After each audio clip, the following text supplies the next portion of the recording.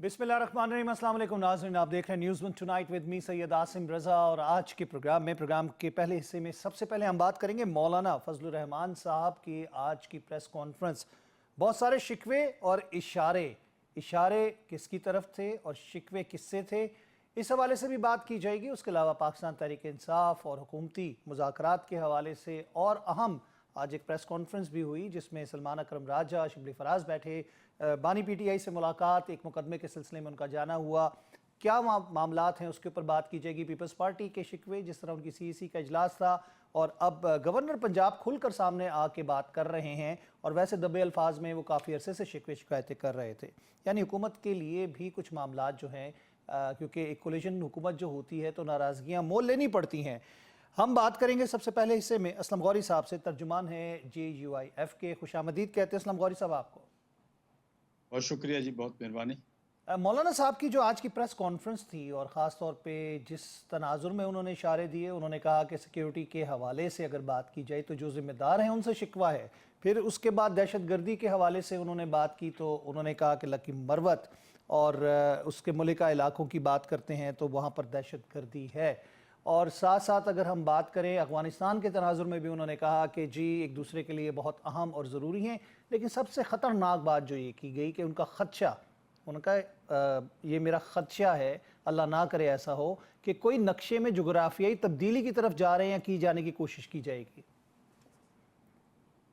देखिए, उनका ये सारी चीज़ें एक ही चीज़ के तनाज़ुर में है कि लॉ एंड ऑर्डर की सूरत डे बाय डे वहाँ पर ख़राब हो रही है। तो क्या हमारी फोर्सेस जो हैं, दुनिया की मानी हुई फोर्सेस हैं, हमारे जो अदारे हैं, दुनिया के माने हुए अदारे हैं और उनको तस्लीम किया जाता है हमारी सिक्योरिटी एजेंसियों को, जो हमारी खुफिया एजेंसियों को, तो फिर क्या वजह है कि हम इस सूबे में इस पे हम काबू नहीं पा रहे हैं?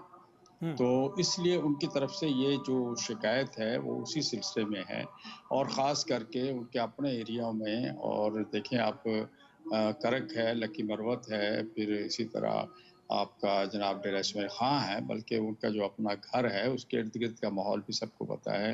फिर आगे चल जाएं, कोहाड़ चल जाएं, तो ये सारे वो इलाके हैं जो जमीयत उलमा के इलाके हैं और जमीयत उलमा यहाँ पर बारीक से जीतती आई है। और इसी तरह फिर आगे चले जाएं तो फाटा है और दूसरे इलाके जो हैं वहाँ पर भी सूरत-ए-हाल ये है कि जमीयत उलमा हमेशा जीती है और बड़ी अच्छी पोजीशन से निकली है और जीती है। अभी भी वो इन्होंने मौलाना साहब ने आज क्लियर किया कि उन्होंने एक जिरगा बुलाया था, जो जिरगा हमने पिछले कोई तकरीबन कोई मेरा ख्याल 2020 में या ना सॉरी 2012 में ये बनाया था जिरगा और उस वक़्त से ये जिरगा हमारा कायम व दायम है। और इसमें पूरे KPK में लोग जो बड़े मिशर हैं, जो बड़े लोग हैं, जिनको जो अपने असरात रखते हैं हलकों में, इलाकों में अपने-अपने, वो सब इसमें शामिल हैं। बिला किसी तक़सीम के मज़हब के, बिला तक़सीम के फ़िरके के, बिला तक़सीम के सियासी जमातों के। लेकिन जिसमें वो सब के सब गौर साहब इसमें उन्होंने आज हम की पेशकश में अपनी खिदमात के हवाले से भी बात की कि हम सब स्टेक होल्डर से बात करने के लिए तैयार हैं, मिलकर काम करने के लिए तैयार हैं। तो आपको लगता है कि जो इस वक्त सूरत हाल हमें नज़र आ रही है बशमूल अफगानिस्तान के तनाजुर में, आप समझते हैं कि कोई अहम किरदार अदा कर सकते हैं मौलाना साहब? जी, मौलाना साहब जब गए थे request of government of Pakistan, जिसको बाद में नहीं इन्होंने डिनाई किया, इनकी रिक्वेस्ट पे अफ़गानिस्तान गए थे और सारे मसाइल का हल करके आए थे और सारी चीज़ें तय करके आए थे, जिस पे इन्होंने भी आके अप्रिशिएट किया था कि आपने बहुत अच्छा किया है। लेकिन कोई इंटरनेशनल दबाव हम पे ऐसे आ जाते हैं कि फिर उस दबाव की वजह से इन हज़रात को पीछे हटना पड़ता है, हमारे इदारों को, हमारी हुकूमतों को। तो मैं समझता हूँ कि अफ़गानिस्तान से हमने दुश्मनी मोल लेके हम अपने लिए नुकसानात पैदा करेंगे, इंडिया को दोबारा लाके अपनी सरहदों पे बिठाएँगे। एक साइड से मशरक़ी सरहद पे तो इंडिया बैठा हुआ है, हम दूसरी सरहद पे भी इंडिया को लाके बिठाएँगे। इससे पहले हामिद करज़ई के दौर में और उसके बाद के दौर में जो कुछ हुआ, फिर हम उसको दोहराने जा रहे हैं और ये किसी और की ख़्वाहिश है, हमारे और अफ़गानिस्तान लेकिन के मौजूदा ताल्लुकात मौजूदा ख़राब। सूरत हाल में असलम गौरी साहब, करज़ई और तालिबान में कोई फ़र्क तो नहीं नज़र आया? अफ़गान तालिबान और करज़ई एक ही रविश पे चल रहे हैं। बात हमने देखी कि भारतीय जो इस्टेब्लिशमेंट के लोग हैं उनकी मुलाकातें हो रही हैं दुबई में, वाशिंगटन पहुंच गया अजीत दोवल और पेशकश कर दी गई तालिबान को और वो बड़े खुश रहे और मतलब सोहेल शाहीन की अगर आप बातें गुफ्तगू सुने जो भारतीय चैनल्स पे वो बोलते रहे, तो इससे तो अंदाज़ा ये होता है कि कोई फ़र्क नहीं है इनमें। देखिए, मैं इसमें थोड़ा-सा उनकी नुमाइंदगी तो नहीं कर सकता, लेकिन मैं इतना ज़रूर कहूँगा कि जब आपने जाके बाकायदा जहाज़ों से उनके इलाकों में अटैक शुरू किए और फ़ोर्सेज़ ने अटैक शुरू किए, तो फिर वो आदमी सामने वाला भी थोड़ी-सी अपनी पोज़ीशन मज़बूत करने की कोशिश करता है। मैं समझता हूँ कि इसको तहम्मुल से देखा जाए और किसी के एजेंडे पे ना चला जाए, किसी के कहने पे ना चला जाए। जो लोग यहाँ से अपने जूते और वर्दियाँ छोड़ के भागे हैं, वो अब चाहते हैं कि इनसे इस्तेमाल करने के लिए हमें इस्तेमाल किया जाए। हम किराए के लोग तो नहीं है कि हम कभी यूरोप के कहने पे लेकिन असलम रशियन गौरी फौजियों साहब के कि खिलाफ आप लड़े ये और भी दावा करें कि जी हम मुज़ाकरात भी कर रहे हैं, अपनी ज़मीन इस्तेमाल होने भी नहीं देंगे और अपनी सरपरस्ती में ऐसे ग्रोह और ऐसे ग्रुप्स को वहाँ पे जो भारतीय स्पॉन्सर्ड हैं उनके ज़रिए पाकिस्तान पे अटैक करवाएंगे तो हमारा हक है। क्योंकि जब हम पूछते हैं कि जी आप क्यों नहीं रोक सकते, वो कहते हैं जी हमारा रेट नहीं है हर जगह पे पूरे अफगानिस्तान में, तो हमारा तो हक है ना कि अपने मुल्क दुश्मनों को, जो हमारे बच्चों को, मासूम जवानों को, हमारे फौजी अफसरान और हमारे फौजियों को मतलब निशाना बना रहे हैं या उनको जाँ-बहक कर रहे हैं, शहीद कर रहे हैं, तो हम जाके बदला लें। देखिए, हमारे शहरी भी बहुत सारे, मेरे खुद बाजोड़ में 80 साथी शहीद हुए हैं और उसको बाद में इसी दाइश ने कबूल किया था हुँ, और इसी तरह हमारे फौजी भी शहीद हो रहे हैं, इसमें कोई शक नहीं है। सबसे ज़्यादा तो मैं टारगेट पे हूँ। हुँ, वो कहते हैं कि पाकिस्तान में जो इस्लाम है, वो जमहूरियत से नहीं आएगा। मैं कहता हूँ नहीं, जमहूरियत से आएगा। तो उनके टारगेट पे तो सबसे पहले जमीयत उलमा इस्लाम है हुँ। और हम टारगेट पे हैं। हम यही तो कहना चाह रहे हैं कि मौ इस हल मौलाना मसले साहब का पे भी हल मुतअद्दिद हमले हो गोली से चुके नहीं हैं। होता। मौलाना साहब पे भी मुतअद्दिद मौलाना हम साहब पे हमले हुए, दाइश ने कबूल किए, अभी बाजोड़ हुआ है, उसके बाद बहुत से वाक़यात हैं। टाइम हुँ। थोड़ा है, मैं आपको लंबी तफ़सील दे सकता हूँ, कितने लोग मेरे शहीद अब तक हो चुके हैं और मुस्तक़ल हो रहे हैं। तो उसके मसला हम भी उसी तरह टारगेट पे हैं। लेकिन मौलाना साहब ने मेरे ये जो फ़ौजी बड़ी जवान बात को की है और उन्होंने खदशे का इज़हार किया है कि शायद जुग़राफ़ियाई नक्शे में कोई तब्दीली करने की कोशिश की जा रही है। ये तो बहुत अलार्मिंग और देखें अब ख़तरनाक बात की है उन्होंने। देखें, ये तो ये चीज़ें बहुत अरसे से हो रही हैं। अब बलूचिस्तान की सूरत-ए-हाल आपको पता है। अब बलूचिस्तान को हम अभी तक हैंडल नहीं कर पाए सही तरह से और ये केपीके में शुरू हो गया और केपीके भी पोश इलाकों में आ गए हैं। अब हुँ, तो आप पेशावर के इर्द-गिर्द, पेशावर शहर से रात को मगरिब के बाद बाहर निकले ज़रा साइडों में, आप कैसे जा सकते हैं? तो मैं ये सूरत-ए-हाल जो है, ये तशवीशनाक तो है। फिर हम हुँ। क्या कर रहे हैं? हमारे अदारे क्यों नहीं इनको हैंडल कर रहे हैं या क्या मजबूरी है? कौम को बताएँ, पार्लियामेंट में बताएँ या दिफाई कमेटी को बताएँ कि हमारी ये मजबूरी है। तो कहीं न कहीं कोई न कोई मजबूरियाँ तो हैं जिससे उनको गिला है और मैं समझता हूँ कि उनका गिला बजा भी है और वो सिर्फ़ इसलिए है कि जो एक चीज़ उन्होंने फ़ॉर्मूला तय किया था दोनों हुकूमतों के दरमियान में और हमारी हुकूमत ने एक्सेप्ट भी किया था। हमारी एस्टेब्लिशमेंट ने भी कहा जी, था जी, कि असलम साहब बेहतरीन है, देखें अभी भी अगर उसी हमारी पे हम फ़ोर्सेस के आईबीओज़ ऑपरेशन जारी हैं। आज भी ख़वारिज को जन्म हासिल किया, 4 ख़वारिज हलाक हुए। खैबर में खैबर एजेंसी जो परफॉर्मर थी, पुराना नाम था उसका, उसमें भी ऑपरेशंस किए गए। फ़ोर्सेस तो काम कर रही हैं, आईबीओज़ ऑपरेशंस हो रहे हैं, शहादतें भी हो रही हैं। लेकिन साथ-साथ ये है कि यकसुई से ऑपरेशन जब तक नहीं होगा, जिसमें तमाम स्टेक होल्डर्स जिसका मौलाना साहब ज़िक्र कर रहे हैं, तो उनको मनाने के लिए मौलाना साहब को तो बहुत ज़्यादा किरदार अदा करना पड़ेगा। देखिए, मौलाना साहब को किरदार अदा कर रहे हैं, उस वक़्त करेंगे जब मौलाना साहब को किरदार अदा करें, कोई मसले के हल पे पहुँचे तो फिर आप पीछे से बैक मार जाएँ। हुँ, आप अफ़गानिस्तान जाते हैं मौलाना साहब, आपके मशवरे से जाते हैं, वज़ारत-ए-ख़ारिजा से पूरी ब्रीफ़िंग लेके जाते हैं, आपके तमाम अदारों के मशवरे से जाते हैं। मौलाना साहब वहाँ पहुँचे होते हैं, पीछे से कह देते हैं, जी हम आपका ज़ाती दौरा है मौलाना साहब का। हुँ। तो हुकूमत को उनके कहने के मैं ये बातें नहीं मीडिया पे कहना तो आज चाहता, तो सबको उन्होंने पता सियासी है कि अंदाज ये में भी हुकूमत बड़े शिकवे कर दिए। हुकूमत से कहा कि जो वादे पूरे किए नहीं गए, ख्वाब दिखाए गए थे, सब्ज़ बाग दिखाए गए थे। उसके अलावा उनके बयानात आप देखें मौजूदा सियासी तनाजुर में, वो इस हुकूमत से भी बड़े नाला नज़र आते हैं। ठीक है, हुकूमत ने हमने 26वीं आईनी तरमीम में जो कमिटमेंट की थी, पूरी कर रही। हुँ, अगर और मरकज़ में, वफ़ाक में हमने एक कानून पास करवाया है, वो भी आप जानते हैं किस तरह से पास हुआ है, तो हुँ, फिर सूबों में तो इन्होंने करना था ना। हुँ, क्या पीपल्स पार्टी ने कमिटमेंट नहीं की? मुस्लिम लीग नून ने कमिटमेंट नहीं की? क्यों नहीं कर रहे पूरा? सूबों में तो इन्होंने करवाना है ना। हुँ, सरकारी बिल है, कोई जेयूआई का बिल तो नहीं है। जब आप हमें गोलियाँ दे रहे हैं और सियासी तौर पे भी आप हमें धक्का दे रहे हैं, पीछे करने की कोशिश कर रहे हैं। अभी बलूचिस्तान में अभी पिछले हफ्ते एक इलेक्शन हुआ है, असेंबली इलेक्शन, जिसके फार्म 45 सारे के सारे हमारे पास मौजूद हैं और वो जनाब वहाँ पर दूसरी पार्टी को सीट दे दी गई है, पीपल्स पार्टी को सीट दे दी गई है, जिनके पास वोट ही नहीं थे।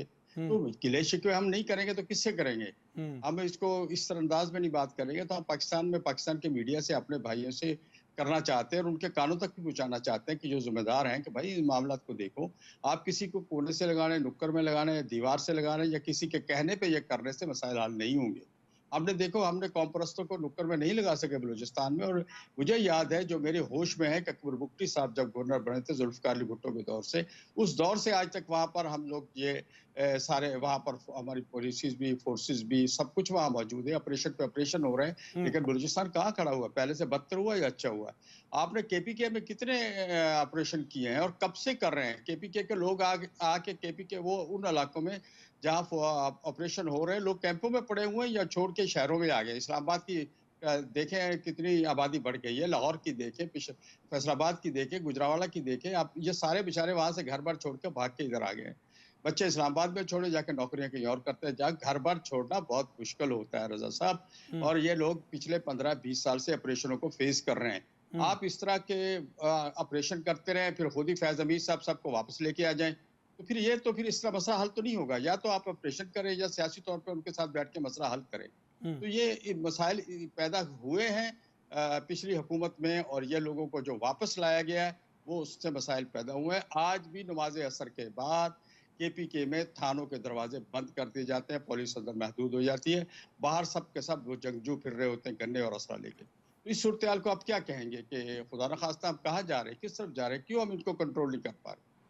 तो आप ये नहीं समझते कि जब तक हम सियासी इस्तेहकाम नहीं लाएंगे तब तक हम अपने मुल्क के हालात, अमन अमान की सूरत हाल को बेहतर नहीं कर सकते? तो सियासी यकसुई के लिए और सियासी सूरत हाल और अदम इस्तेहकाम की बात जब करते हैं तो उसमें हर जमात का अपना एक किरदार है। मौलाना साहब उसमें भी अपना किरदार अदा कर सकते हैं। बीच में हमने देखा था कि उनके अभी हालिया दिनों में भी बयान आता है, तो वहाँ पर भी अगर वो अपना दबाव डाल सकते हैं तो इसको मामलात को, जो मुज़ाकरात का सिलसिला डीरेल हुआ है, इसको भी कामयाब किया जा सकता है।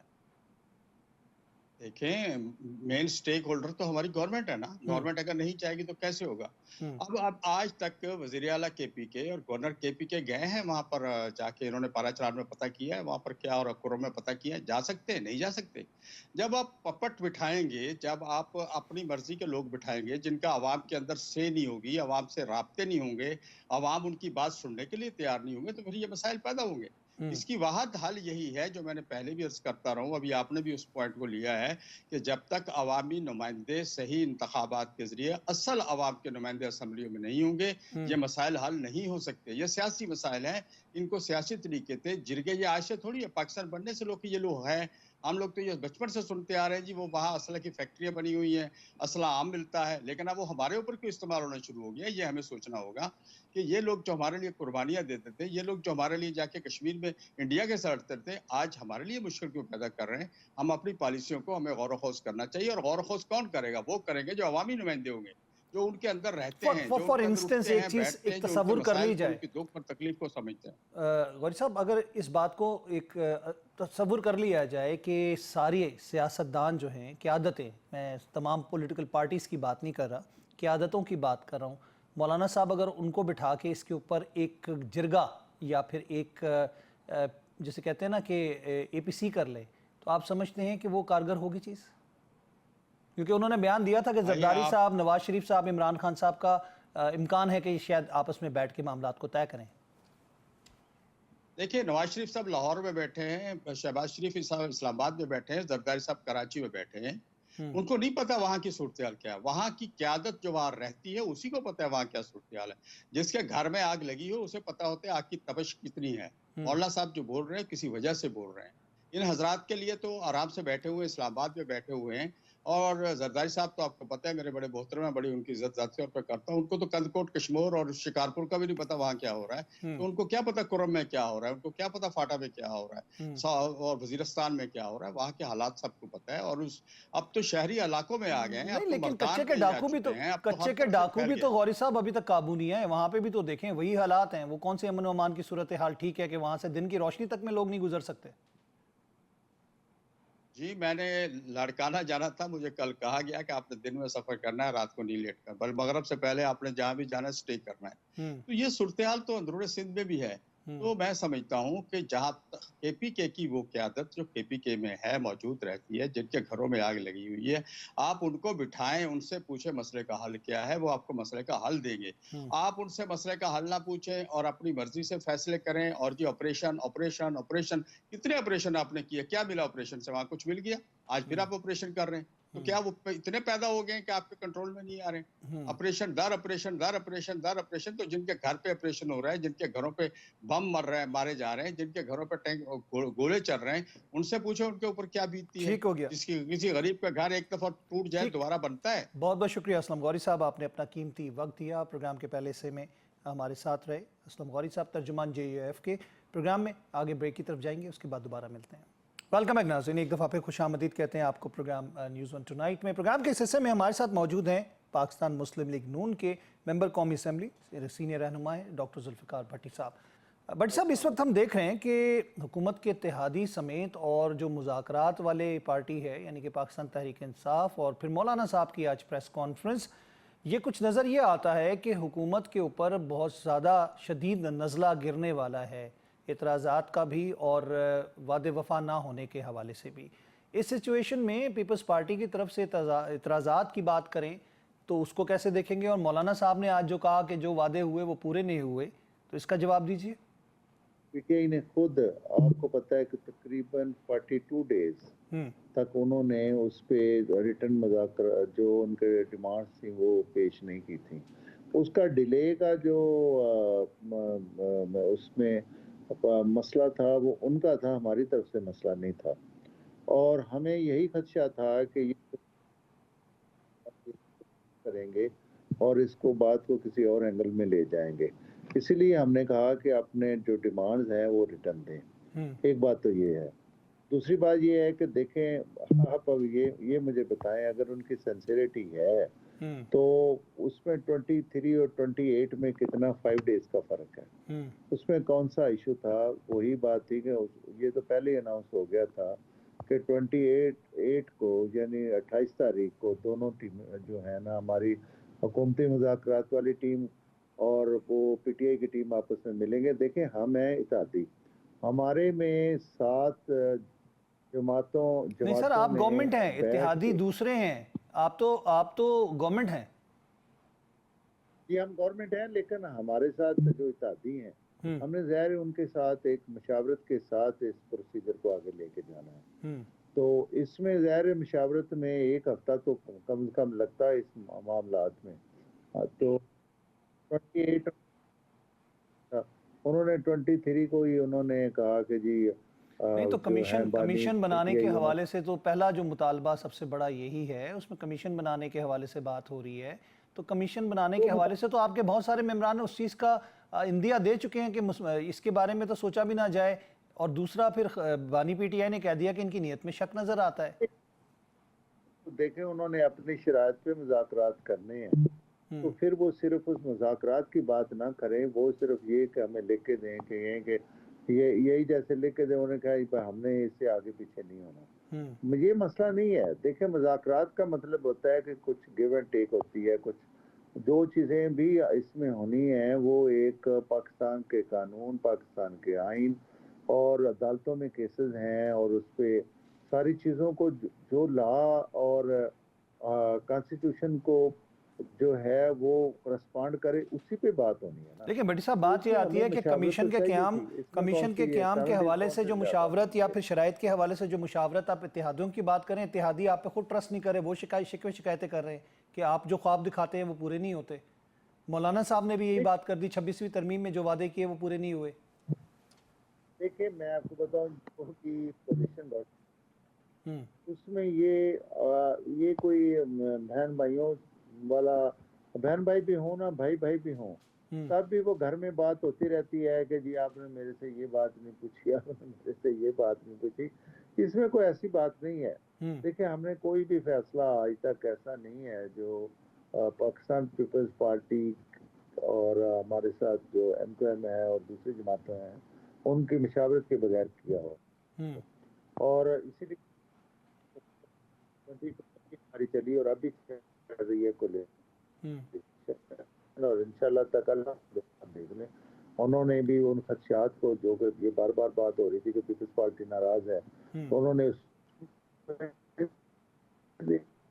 बाकी चीजें ये होते हैं, और जो ये जमातें आपस में मिलती हैं तो उनके मंशूर थोड़े मिलते हैं। तो ये फिर उनमें एक हल्का फुल्का म्यूजिक जो है ये चलता रहता है, इसमें मेरे ख्याल में परेशानी अच्छा, वाली आपके बात ख्याल नहीं में है। ये हल्का फुल्का इससे माने म्यूजिक से है? माना निकालें हम्म आपके ख्याल में हल्का फुल्का म्यूजिक है ये, यानी जी कि पीपल्स पार्टी जो कुछ कह रही है इसको आप सर्फ निगाह ये करें, इसकी कोई अहमियत नहीं? नहीं नहीं नहीं, बिल्कुल इसमें कोई ऐसी परेशानी वाली बात नहीं है। हम दोनों जमातों ने आपस में बैठ के ये फैसला किया हुआ है। हम चार्टर्ड ऑफ या आप इसको डेमोक्रेसी के फ्रेंडली फायर हिसाब कहना से चाह रहे हैं? ये पीपल्स एक पार्टी अपने आप को हुकूमत से डिटैच जी करके जी अपना वोट, इसको आप एक फ्रेंडली फायर कहना चाह रहे हैं?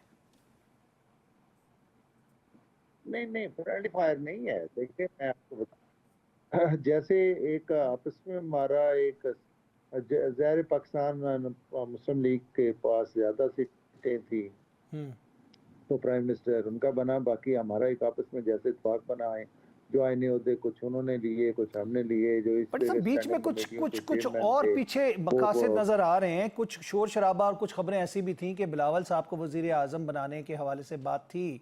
तो आप समझते हैं कि कहीं इशारे उसी तरफ तो नहीं जा रहे कि जो जो हल्का फुल्का म्यूजिक जिसको आप कह रहे हैं?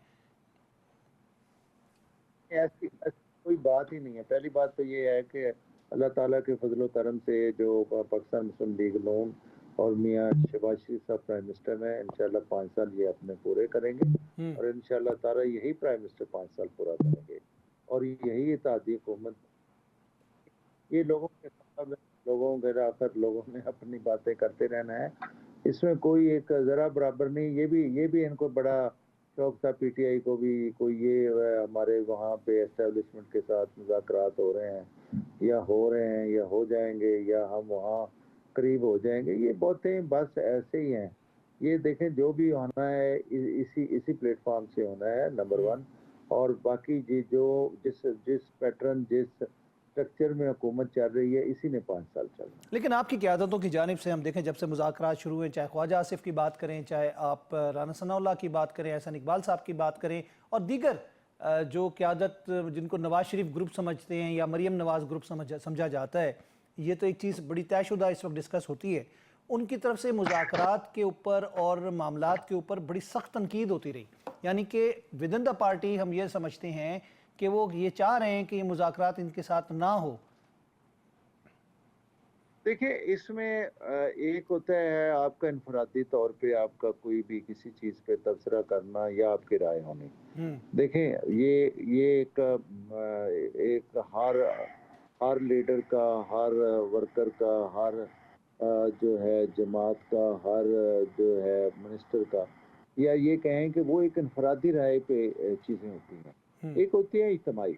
इज्तिमाई तौर पे देखे जो फैसला है वो ये है कि हमने मुज़ाकरात का फैसला किया और वो पीटीआई ने भी मुज़ाकरात का फैसला किया, ये हम मुज़ाकरात के हामी हैं।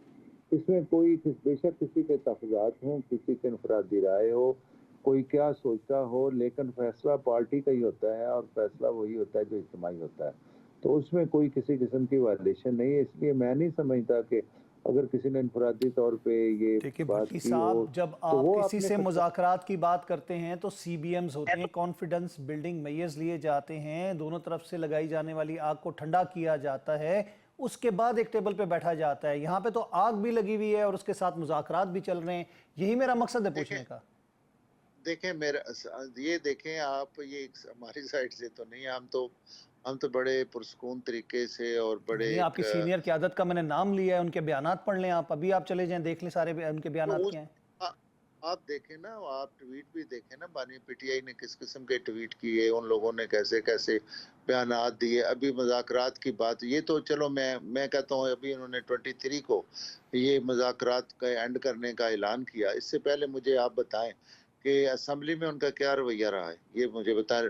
अब वो अभी अभी मतलब है कि आपका सेशन शुरू नहीं होता तो वो उठा अपना जो उन्होंने तूफान बदतमीजी मचाते हैं, वो किस लिए है मुझे आप बताएं। जब वो मुज़ाकरात में सिंसियर थे क्लियरली या उनकी तरफ उन्होंने से ये कहा गया है कि आपकी नीयत के अंदर शक है हमें, यानी कि जिस देखे इंटेंशन वो से ये मुज़ाकरात हो उन्होंने रहे हैं।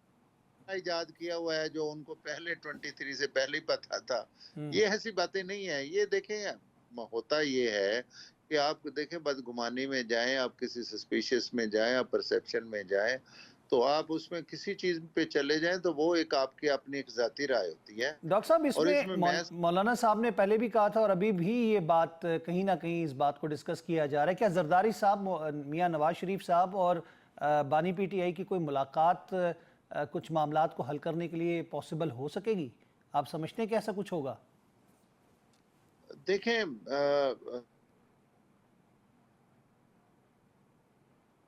प्राइम मिनिस्टर साहब बैठे हैं तो चीजें जो हैं उसमें मेरा नहीं ख्याल के कोई इस किस्म की कोई कजन है, लेकिन चीजें अपने पहले एक ट्रैक पे चल रही हैं, उसके मुताबिक चलना है। नहीं, ट्रैक 2 की मैं बात कर रहा हूँ। ट्रैक 1 का तो हाल वही हो गया जो टेस्ट मैच शुरू हुआ और तीसरे दिन ही वो ड्रॉ के खत्म हो गया, यानी सभी आउट हो गए, ना स्कोर बना, कोई ना जीता। अभी देखें, ट्रैक 1 अभी कंप्लीट होगा तो ट्रैक 2 स्टार्ट होगा ना। लेकिन ट्रैक 3 भी तो चल रहा है ना, जिस पे इरफान सिद्दीकी ने कहा कि ना कोई दरवाजे खोलने चाहिए, ना कोई खिड़की खोलनी चाहिए, ना कोई रोशनदान हो, यानी कि मुज़ाकरात करने तो सियासी लोगों को और सियासी क़यादत ही करे।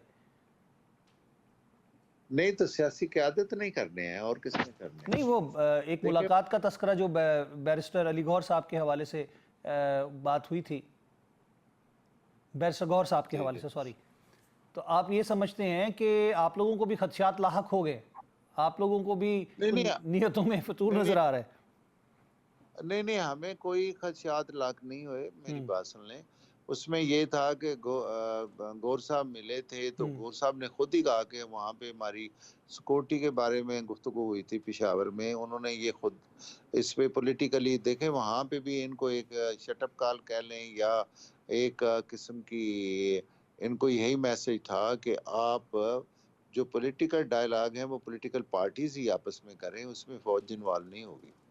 तो ये तो बड़ी क्लियर एक मैसेज था और इसी मैसेज को लेके उन्होंने उनको चलना पड़ेगा। वो ये अगर कहेंगे हम डायरेक्ट जो है एस्टेब्लिशमेंट से मुज़ाकरात कर लेंगे तो वो पॉसिबल नहीं है। लेकिन डॉक्टर साहब, बात तो ये है कि आपकी क़यादत भी माजी में अपोजिशन में रही और कितनी दफ़ा मुलाकातें होती रहीं, और मतलब बात तो ये आती थी कि असेंबली की फ्लोर के ऊपर ख्वाजा आसिफ साहब ने भी ये बोला कि हवाओं का रुख बदल गया है। या सादिक साहब लंदन से वापस आए एक निजी दौरे से, अपोजिशन में जब थे, तो उन्होंने मुस्कुराते हुए कहा कि जी हवाओं का रुख बदल गया है। तो कहाँ कहाँ किस किस की मुलाकातें हुई? ये देखें बैकडोर तो आसम भाई आपको पता है कि backdoor diplomacy, backdoor democracy, backdoor dialogue ये तो चलते रहते हैं। ये तो आप देखें जब से पाकिस्तान बना है ये चलते रहे। इसमें तो किसी को डिनाई नहीं है ना। देखें अगर कोई डिनाई करता है तो मैं इनकी बारी तो नहीं होना चाहिए ना इतराज? जिस तरह इरफान सिद्दीकी और आपकी क़यादतों की जानिब से ऐसे बयानात आने शुरू हो गए थे, तो फिर इनको भी करने दें। नहीं, हमें इतराज नहीं है।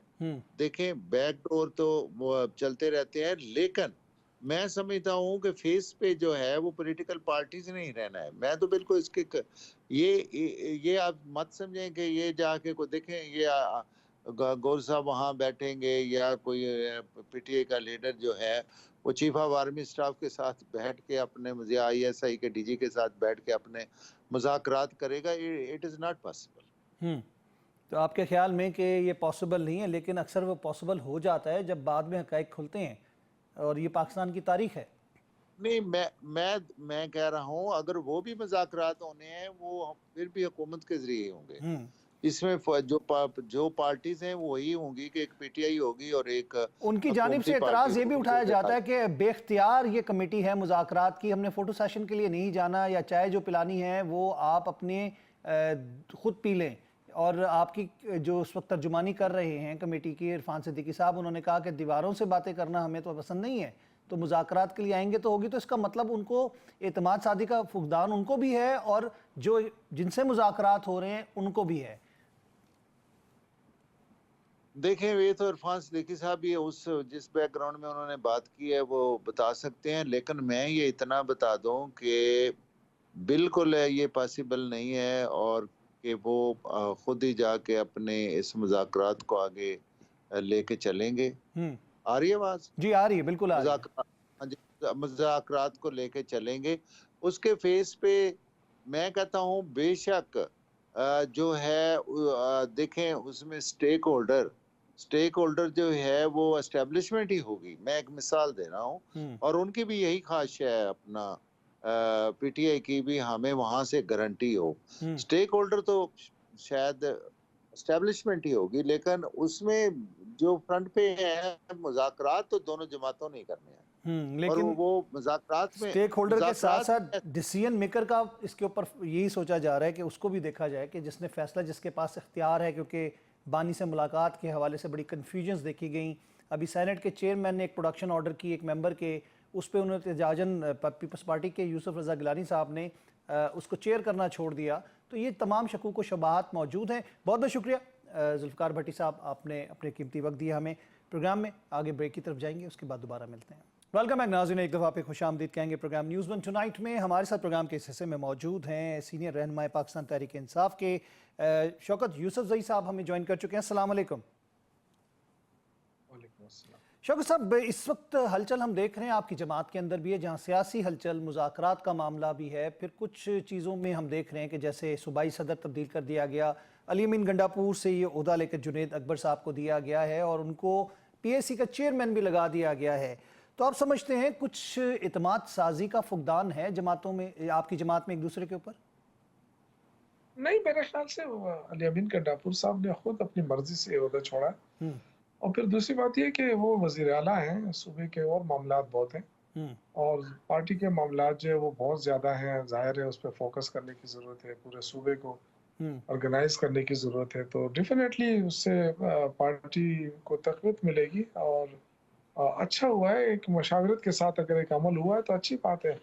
और जुनैद अकबर एक वर्कर है और सबके साथ अच्छे ताल्लुकात दो हैं बहुत और अहम ओहदे उनको दिए गए। पाकिस्तान पब्लिक अकाउंट्स कमेटी का चेयरमैन, वो एक बहुत बड़ी जिम्मेदारी है, साथ साथ सूबाई सदर KPK के हवाले से, तो उन पे नहीं लोड पड़ेगा, आप समझते नहीं है? देखिए, पब्लिक अकाउंट्स कमेटी जो होती है ना, वो तो आपको पता है कि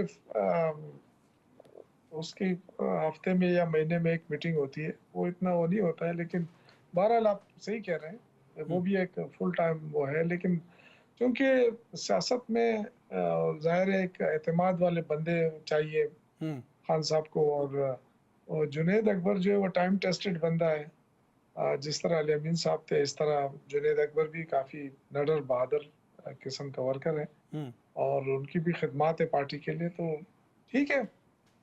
ठीक है। अच्छा, ये अभी जो हम बात करें, शेर अफजल मरवत साहब के हवाले से भी बात आई और उनका शिकवा है हमसे, यानी मीडिया के लोगों से किया, मेरी बात भी हुई आज। उन्होंने कहा जी मैंने 15 दिन के लिए एहतजाजन बाइकआउट कर दिया है मीडिया का, उसकी वजह यह है कि मेरे खिलाफ प्रोपोगंडा और झूठी खबरें फैलाई जा रही हैं। यानी ये बानी के हवाले से बात हुई थी कि उनकी रसाई जो थी जेल तक, यानी बानी तक, वो मना कर दी गई है बानी की तरफ से, उनको अपने मुकदमात से अलग कर दिया गया है।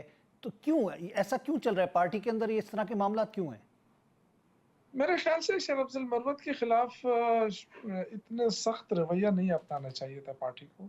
मैं इसके बिल्कुल खिलाफ हूँ और मैं शेर अफजल मरवत की जो उनकी जो हरकतें हैं या उनकी जो कभी कभार वो गैर जिम्मेदाराना बयान दे, उसके साथ मैं नहीं हूँ। लेकिन शेर अफजल मरवत के खिलाफ इस तरह का एकदम एक तरफा डिसीजन और उसको इतना वो करना मेरे ख्याल से ये दुरुस्त नहीं था। लेकिन चूंकि इमरान खान को उनके हवाले से जो बातें पहुंचाई जा रही हैं, वो शायद ये कि सलमान अकरम राजा साहब चूंकि बहुत सीनियर हैं, उनके हवाले से उन्होंने जो बात की, मैंने उस वक्त भी कहा था कि गलत कहा है उन्होंने। सलमान अकरम राजा साहब हो गए और जितने सीनियर लोग हैं वो हम सब के लिए काबिल एहतराम है।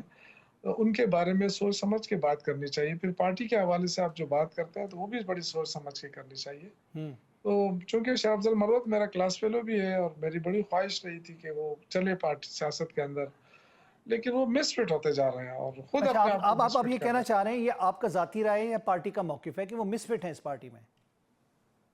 हैं। नहीं, पार्टी में मिसफिट नहीं है, मैंने कहा खुद अपने आप को मिसफिट कर रहे हैं। क्योंकि देखें, पार्टी के अच्छा। साथ चलना पड़ता है।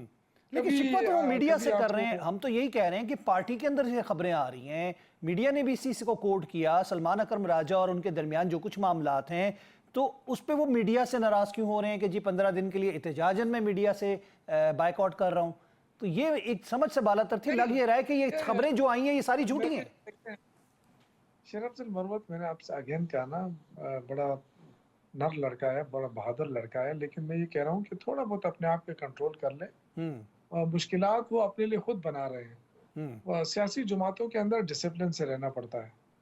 बाज़ी औकात आप अच्छे दुरुस्त भी होते हैं, लेकिन जब आपके खिलाफ एक वो बन जाती है, कुछ चीज़ें बन जाती हैं परसेप्शन बन जाता है तो फिर वो आपके लिए मुश्किलात पैदा करता है। तो मैं अगेन उनसे यही रिक्वेस्ट करूँगा कि जो आपने खामोशी इख्तियार की है, इस पे कायम रहें, कुछ अरसे तक खामोश ही रहें और अल्लाह से उम्मीद है इंशाअल्लाह ताला कि ये मुश्किल वक़्त उनका दूर हो जाएगा। लेकिन अब जुनैद अकबर साहब भी आ गए हैं, अब देखें उनका कुलीग है वहाँ पे। तो क्या अच्छे माहौल में रहने का ये फ़ायदा होता है ना कि आप हर किसी के साथ एडजस्ट होना पड़ता है सियासत में। और फिर पार्टी के अंदर जब इमरान खान किसी को नामज़द कर दे, सलमान अकरम राजा साहब को अगर जीएस बनाया तो इमरान खान ने बनाया। तो अगर इमरान खान ने बनाया तो फिर हमें एक्सेप्ट करना पड़ेगा। बहुत सारी चीज़ों से हमें इख्तिलाफ होता है, मुझे भी होता है और किसी को भी होता होगा। लेकिन जो इमरान खान का फैसला अगर हम उसको भी ना माने तो फिर तो आगे चलना मुश्किल हो जाता है। क्या मैसेज कन्वे हुआ? आज की एक अहम मीटिंग थी, सलमान अकरम राजा और शिबली फराज साहब ने प्रेस कॉन्फ्रेंस की, बानी से मुलाकात हुई, कुछ मशरूत शराइत के साथ बात की जा रही है कि मुज़ाकरात पे जाएंगे, जिसमें कमीशन का सबसे पहले और दूसरी जानिब से शायद मुमकिन नहीं नज़र आता कि कमीशन बनाया जाए। फिर उसके बाद वर्कर्स की और जो सीरान है उनकी रिहाई, जिसमें बशमूल इमरान खान साहब की बात की जाती, बानी पीटीआई की। तो कहाँ तक ये मुज़ाकरात? आप लोगों ने तो बायकॉट कर दिया, लेकिन हुकूमत कह रही है कि आए बैठें, हम बात करते हैं। तो वो बात कहते हैं गौर साहब के, जी हम चाय पीने के लिए और फोटो सेशन के लिए तो नहीं जाना चाहते। देखिए मेरे ख्याल से अगर हुकूमत संजीदा है तो उनके पास ये एक ऑप्शन मौजूद है। हमने बहुत सारी चीज़ों को पसीपुश डाला हुआ है, लेकिन ये 2 डिमांड हमने शुरू दिन से रखे हैं और जिसमें रिहाई है वर्करों की और कमीशन के काम है। तो जहाँ तक इमरान खान की राय के ताल्लुक है तो इमरान खान तो कभी भी इनसे राय नहीं मांगेगा, ना वो इनके मुतालबात करेगा कि जी मुझे रिहा कर दो। वो तो मुझे मुश्किल ही लग रहा है। ये बेशक जितना भी कहें कि वो एनआरओ मांग रहा है, एनआरओ इमरान खान कभी भी नहीं मांगेगा। गवर्नमेंट जो है वो मुश्किल में ज़रूर पड़ गई है। गवर्नमेंट के ख्याल ये था कि शायद पीटीआई मुज़ाकरात नहीं करेगी। तमाम जमातों को, जब अपोजिशन के हवाले से आपने कहा हर जमात से रब्ता करेंगे, बलोच जो बैंड आउटफिट्स हैं उन तक की बात की गई, और फिर कहा गया कि ग्रैंड अलायंस अपोजिशन का बनाने की बात करेंगे। तो मौलाना साहब तो आप लोगों के साथ बैठने के लिए तैयार हुए थे, लेकिन फिर कुछ मामलात ऐसे हुए कि आप लोगों की राहें जुदा हो गई। तो किस किस को आप मनाएंगे और कैसे ग्रैंड अलायंस बनेगा आप लोगों का? देखिए कोशिश तो हो रही है ना। अब जाहिर है जो अवेलेबल रिसोर्सेज हैं, जो अवेलेबल पार्टीज हैं, जितने लाइक माइंडेड लोग हैं, उनसे कोशिश तो हो रही है कि एक ग्रैंड अलायंस बनाया जाए, क्योंकि आवाम तो परेशान है। अब देखिए मुल्क के अंदर आवाम को कुछ नहीं मिल रहा। कर्जे तो चढ़ गए, 27,000 अरब का कर्जा चढ़ गया 2 सालों में। अब 27,000 अरब में से आवाम को कितना मिला, या वो कितने जिम्मेदार है इस चीज के कि उनके ऊपर 3.5 लाख हर बंदा मकरूज हो गया है मुल्क के अंदर। तो वो कितने, मतलब ये सारी चीजें हैं कि लोग परेशान हैं, और जितनी भी अपोजिशन पार्टियां हैं अगर वो ग्रैंड अलायंस में नहीं आती तो उनका भी वजूद खत्म हो जाएगा। यही एक तरीका है कि ग्रैंड अलायंस में आकर इस हुकूमत की एक जमहूरी अंदाज से छुट्टी की जाए। यही एक तरीका है कॉमन इंटरेस्ट से। और कॉमन इंटरेस्ट आप ये समझते हैं कि अवाम की खुशहाली की बात है जिसकी वजह से सारे जमा होंगे, लेकिन मसला यहाँ पे आता है सियासत में तो हिस्सा बराए जुस्सा, यानी कि 2 तेरे 2 मेरे वाला काम चलता है, तो उसके बगैर तो कुछ मुमकिन नहीं नजर आता। देखिए मेरा नहीं ख्याल है कि कोई ग्रैंड अलायंस जो है वो इंतखाबी अलायंस बनाया जा रहा है, लेकिन डेफिनेटली जो लोग हैं इस वक्त बड़े संजीदा लोग हैं। शायद खाकान अब्बासी साहब हो गए, मौलाना फजल रहमान साहब हो गए, और भी बहुत सारे लोग हैं, महमूद खाना चकजई साहब हैं, खाना चकजई साहब, ये काफ़ी संजीदा लोग हैं। देखें सियासत अपनी जगह होती है, लेकिन हालात जब बदलते हैं तो फिर लोगों के मूड भी बदलता है। तो बदलते हुए मूड में, बदलते हुए हालात में मैं समझता हूँ कि ग्रैंड अलायंस की बहुत बड़ी ज़रूरत है।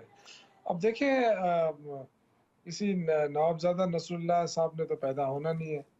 जो भी करना है हमने ही मिलके करना है, हमने ही बैठ के करना है। तो ये अब हालात को देखें कि ये जो हुकूमत है ये तो अभी और 27,000 अरब का कर्जा लेने के बाद अभी $1 अरब कर्जा और ले रही है, और साथ साथ उड़ान पाकिस्तान के भी नवीज सुना रही है। तो पता नहीं उड़ान पाकिस्तान जो है ये क्या कर्जों से चलाना चाहते हैं? कर्जों से तो मुल्क तरक्की नहीं करता। आपने कोई बेस नहीं बनाया अपनी रेवेन्यू बढ़ाने के लिए। सूबे अलग आपसे नाराज है। आप देखें अभी तक जो है ना NFC अवार्ड नहीं आ रहा है नया। जबकि जोग्राफिकली चीज़ें बहुत चेंज हो गई हैं। खैबर पख्तूनख्वा के साथ जो है फाटा जो है वो मर्ज हो चुका है। वो तो एक अलग ही किस्म का एक सूबे के बराबर, तो उसकी अपनी आबादी है। अब ये अगर आपने कर दिया है तो फिर तो एनएफसी अवार्ड आपको देना पड़ेगा, इसलिए कि हम नहीं देंगे तो फिर जो फाटा के लोगों का जो हक है वो कहाँ जाएगा? 26वीं तरमीम वो भी मतलब चैलेंज उसको की आप कौन लोगों पूरा ने, करेगा? और उसके अलावा जो अदालती हवालों से बात हो रही है, तो जो जस्टिस मंसूर अली शाह साहब ने कहा वो भी हमारे सबके सामने आ चुका है। आप क्या समझते हैं कि क्या आपको तवक्को है अदलिया से कि जो आप लोगों ने 190 मिलियन पाउंड को भी चैलेंज किया, तो ये मामला जो हैं ये तय हो सकेंगे अदालतों में? देखिए अदालतें तो है ही इसी चीज़ के लिए कि मामलात को तय करें। बहुत सारे इश्यूज ऐसे होते हैं जो लोअर कोर्ट्स के अंदर इन्फ्लुएंस हो जाते हैं, जो जिस तरह हुकूमत ने किया है, एक ऐसे जज से फैसला कराया जिसको सुप्रीम कोर्ट ने कहा था कि ये जज रहने के काबिल नहीं है, लेकिन जाहिर है उसके क्या मामला तय हुए हुकूमत के, किस तरह, और उन्होंने फैसला दे दिया। अब जब ये ऊपर जाएगा तो मेरिट डिमेरिट सामने आएंगे ना। इस तरह तो नहीं हो सकता है कि इतनी बड़ी अदालतें जो है वो भी मेरिट को नज़रअंदाज करें। तो बनता नहीं है ये केस किसी तरीके से भी इमरान खान के खिलाफ कि जी आप उनको जो है ना 14 साल सजा हो जाए और 7.5 लाख जुर्माना हो जाए।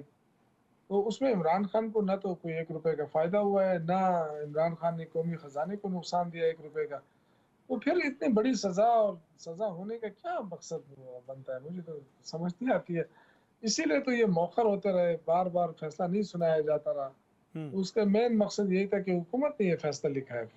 तो फिर आप ये समझते हैं कि ये तमाम चीज़ें, मुज़ाकरात, ये नेगोशिएशंस, ये तमाम शराइत लिख के देना, ये गुफ्तन शरीदम बर्खास्तन है, लेकिन बैकडोर चैनल्स जो हैं, जिसका पिछले दिनों जिक्र भी चल रहा था, बैरिस्टर गौहर ने भी जिक्र करके बात मान ली थी और कहा था हाँ जी हमारे राब्ते हुए, तो आप समझते हैं कि वो मेन पावर्स हैं, क्योंकि बानी से मुलाकात जो मुज़ाकराती टीम की थी वो भी मुमकिन नहीं हो रही थी। यूसुफ रज़ा गिलानी ने जिस तरह ऑर्डर दिए चेयरमैन सीनेट ने, वो भी उस तरह प्रोडक्शन ऑर्डर पे अमल दरामद नहीं हुआ। देखिए इसमें शक तो नहीं है ना कि जो एस्टेब्लिशमेंट या मुक़्तदर हल्के हैं वही पावरफुल हैं, वही फैसले करते हैं, इसमें कोई शक नहीं है।